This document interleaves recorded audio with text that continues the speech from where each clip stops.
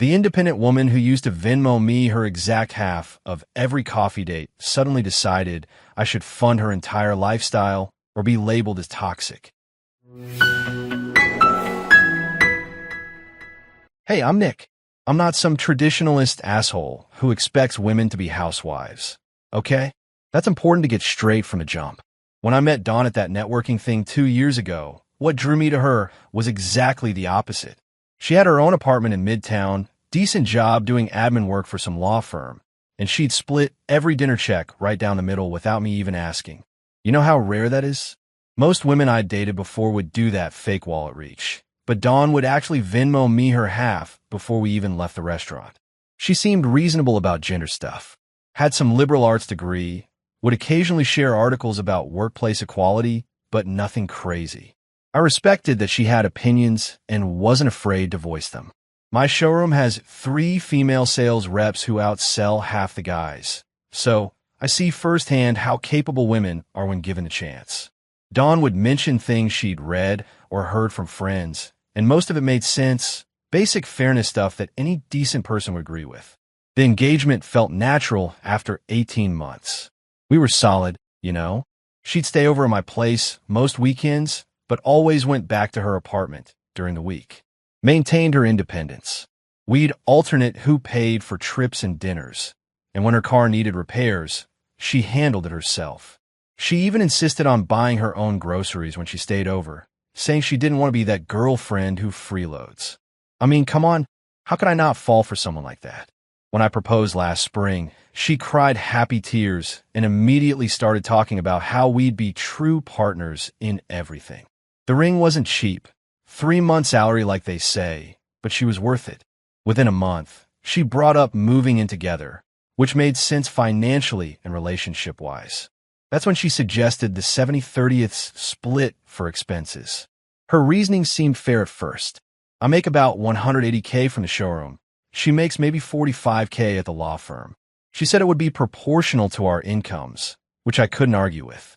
She'd cover utilities and groceries. I'd handle mortgage and insurance. She even pulled up some calculator website that showed how couples with income differences should split costs. I appreciated that she'd researched it instead of just expecting me to pay for everything. But there were these little comments that should have been red flags. Like when her friend Sarah got engaged around the same time, Dawn mentioned how Sarah was smart to let her guy handle the money stuff since he makes more anyway. When I pointed out that seemed different from her usual talk about equality, she shrugged and said every couple was different. Fair enough, I thought. Or when we were watching some movie where the guy paid for everything, she'd make comments like, "See, that's how a real man treats his woman." Then she'd catch herself and add something about how obviously she didn't need that because she was independent. But the initial reaction was always there. Like her true thoughts slipped out before her feminist persona could correct them. I convinced myself these were just random thoughts, not glimpses into what she actually believed deep down. She still talked about fairness and shared responsibility most of the time. Still occasionally shared articles about women in business. Still seemed like someone who valued independence and partnership. I figured everyone has contradictory thoughts sometimes. The 70/30 thing felt like compromise. I was being flexible, meeting her halfway between total equality and acknowledging our income difference. She seemed grateful, always thanking me for being understanding about her financial situation. She'd cook dinner sometimes and talk about how we were building something good together, something that worked for both of us. Looking back, I can see how she was testing boundaries even then, seeing how much I'd accept in the name of being a good partner. But at the time, everything seemed reasonable.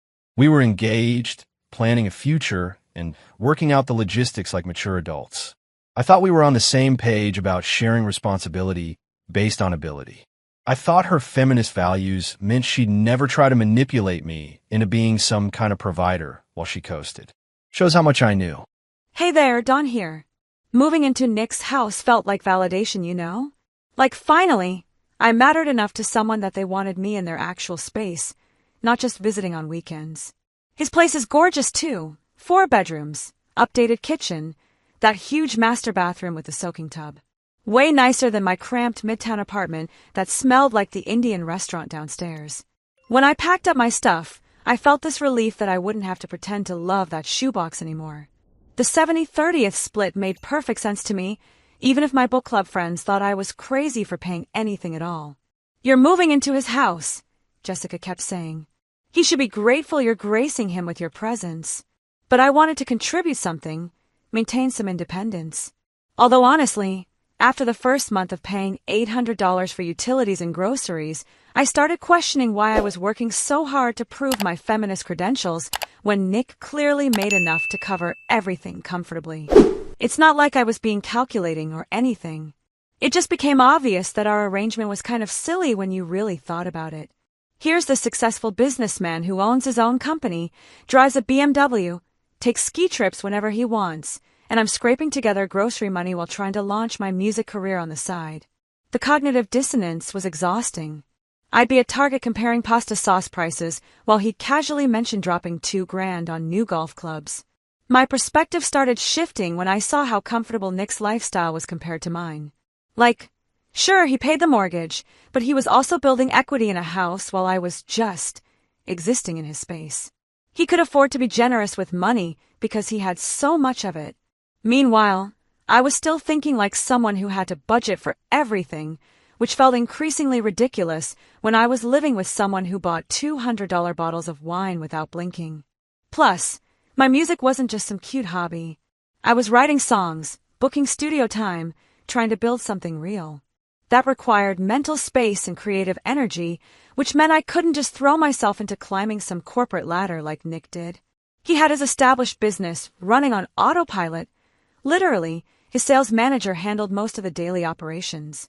But I was still in the building phase, still investing in my future. Shouldn't he be supporting that dream if he truly loved me? My friends definitely understood this better than Nick did. When I'd mentioned feeling guilty about contributing less, they'd remind me that successful men should want to take care of their partners, not keep score like roommates. "Look at any successful couple," Maria would say. "The man handles the big expenses while the woman focuses on other things." They helped me see that Nick's focus on splitting everything was actually kind of petty for someone in his position. The whole thing came into focus when Nick's brother got engaged to this kindergarten teacher who makes maybe $30K a year. Nick kept talking about how smart his brother was for finding someone who understood traditional roles, how she'd be a great wife because she wasn't confused about what men and women bring to relationships. The hypocrisy was staggering. He respected his future sister-in-law for embracing traditional dynamics, but somehow expected me to contribute like we were roommates instead of building a life together. I started seeing our situation more clearly. Nick had all the power. It was his house, his financial stability, his established life that I was fitting into. The least he could do was use that privilege responsibly. I wasn't asking him to pay for designer handbags or expensive vacations. I just wanted to stop stressing about money while trying to build my creative career and be a good partner. That seemed like basic support a fiancé should provide. So I began contributing less financially, but more in other ways. I'd cook elaborate dinners, keep the house organized, handle all the social planning with friends. Real partnership isn't just about splitting bills like college roommates. It's about each person contributing their strengths. Nick's strength was earning money. Mine was creating a warm, welcoming home and supporting his emotional needs. Why was one more valuable than the other? The guilt I felt initially started fading as I realized I was actually giving Nick exactly what he wanted, even if he wouldn't admit it. Men love feeling needed and important. By letting him take care of me financially, I was feeding his masculine ego while freeing myself up to pursue my passions. It was a win-win, even if his conditioning made him resist it at first. I just needed to help him see that supporting his fiancée wasn't sexist. It was what love looked like in action. The shift happened so gradually I almost didn't notice at first. Like how you don't realize you're gaining weight until your pants don't fit.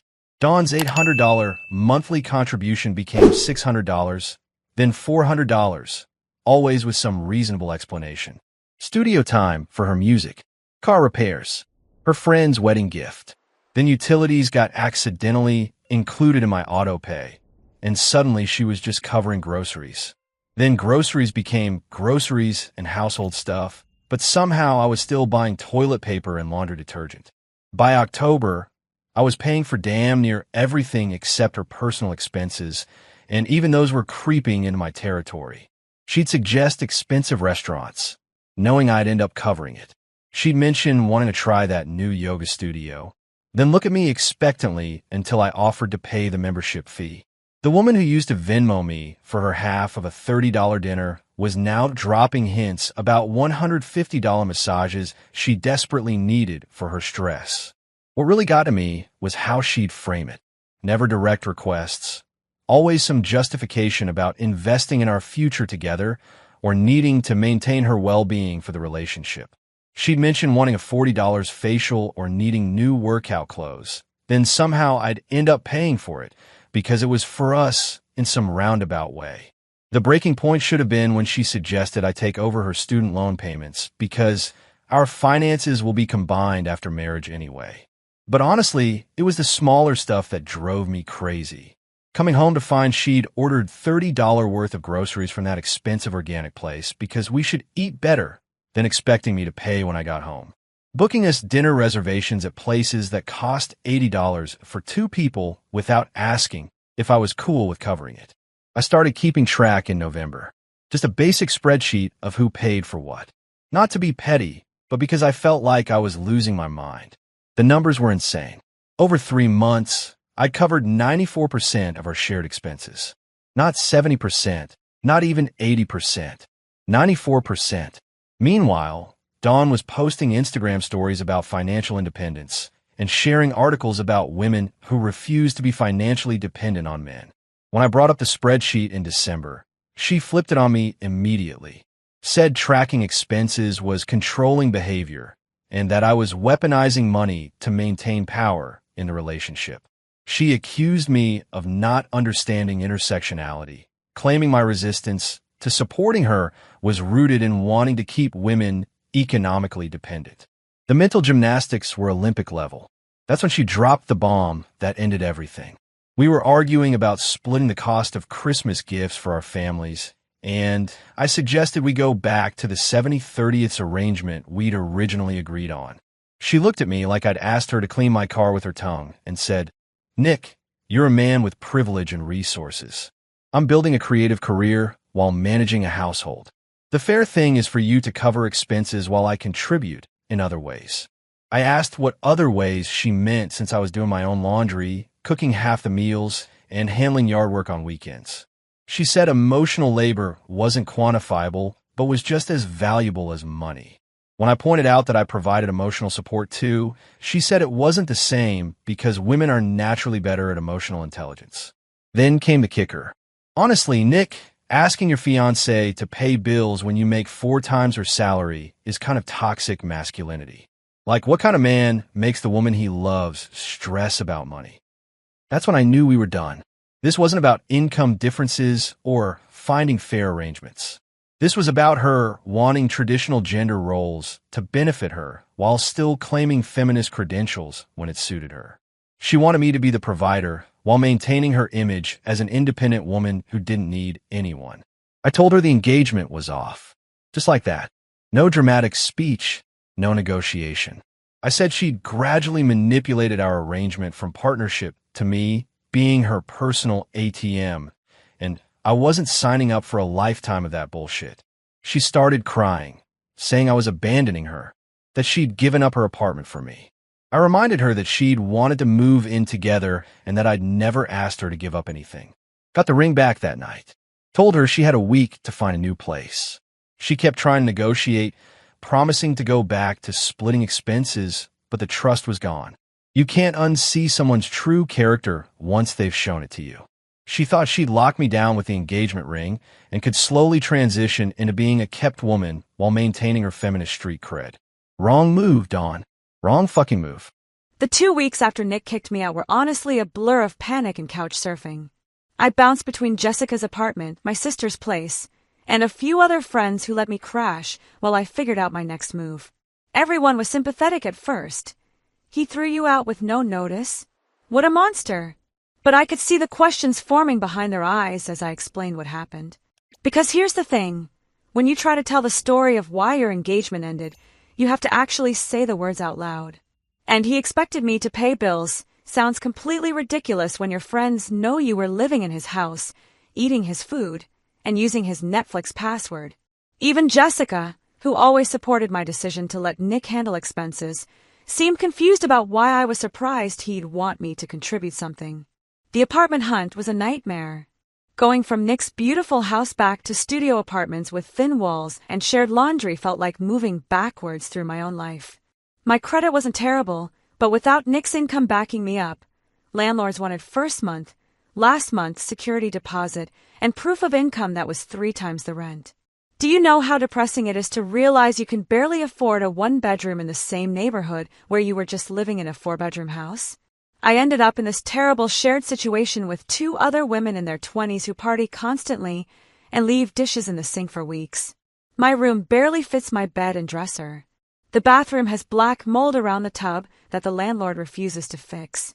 It's like being 22 again, except now I'm 35, and this feels like failure instead of adventure. The worst part is how my narrative about what happened keeps shifting depending on who I'm talking to. With my book club friends, I emphasize Nick's controlling behavior and how he weaponized money to maintain power.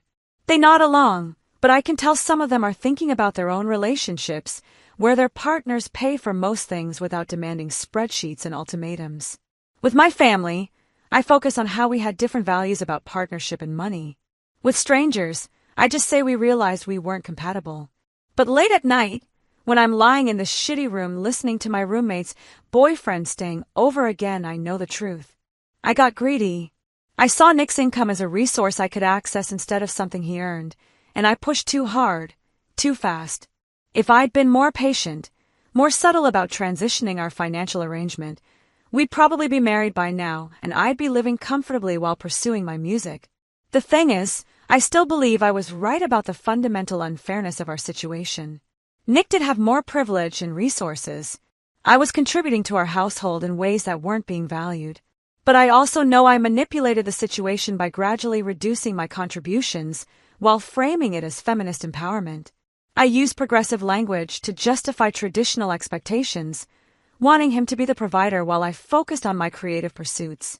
My music career hasn't exactly flourished since the breakup either.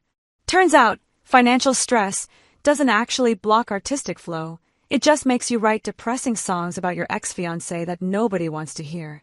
I've booked maybe 3 studio sessions since January, and the songs I'm producing are either bitter rants about Nick or pathetic ballads about missing the life I had. Not exactly commercial material. Sometimes I see Nick around town. It's not that big a city, and he looks fine. Happy even. He's dating someone new, this teacher who seems sweet and uncomplicated. She probably splits every dinner check and feels grateful instead of entitled. She probably doesn't have strong opinions about patriarchal structures or income-based expense sharing. She probably just likes him and wants to build something together without keeping score. I want to hate her, but honestly I just feel stupid. I had a good man who loved me, a comfortable life, and a future that looked bright. I threw it away because I wanted more without giving more. I wanted the benefits of traditional gender roles without the responsibilities. I wanted to be taken care of while still maintaining my image as an independent feminist who didn't need anyone. The cognitive dissonance is exhausting even now. Part of me still believes Nick should have been more supportive of my dreams and less focused on splitting bills like roommates. But part of me knows I was testing boundaries, seeing how much I could get away with before he'd push back. I gambled that his love for me was stronger than his principles about fairness, and I lost. Now I'm 35, single, living with roommates, and no closer to music success than I was 2 years ago. The ring is gone, the house is gone, and the man who wanted to marry me is gone. All because I couldn't appreciate what I had while I had it.